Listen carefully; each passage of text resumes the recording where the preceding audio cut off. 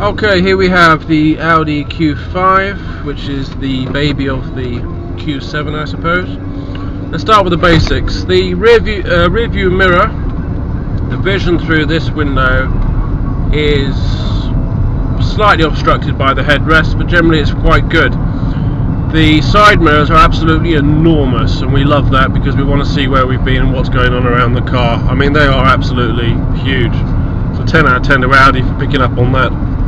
The instrument cluster, not obstructed by the steering wheel in any way, very easy to read, that's good too. Here you have your monitor, sat nav, etc. All very tidy, all very presentable. Everything seems to be pretty basic to operate. I think once you familiarise yourself with everything down here, you could probably control most things without taking your eyes off the road. This is the 6-speed manual.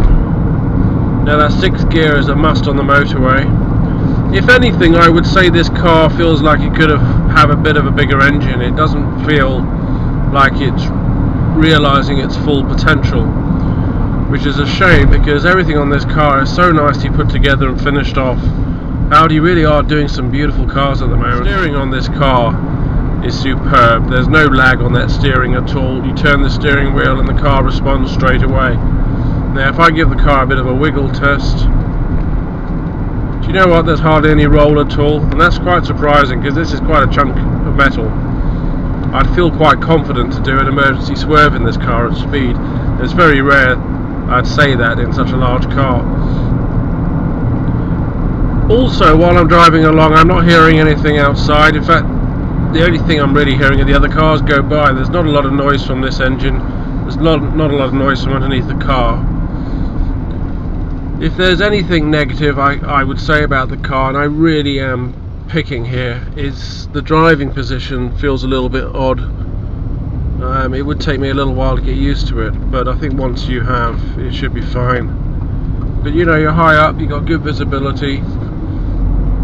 But if I had a choice between this and the Q7, I'd go for the Q7 hands down. This one does feel like a baby Q7.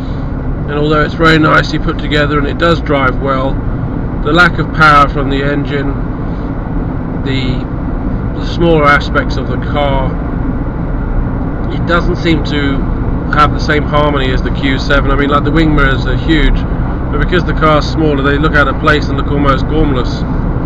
But this is a great car. If you're going to go for a Q5, then you've already made your mind up about one.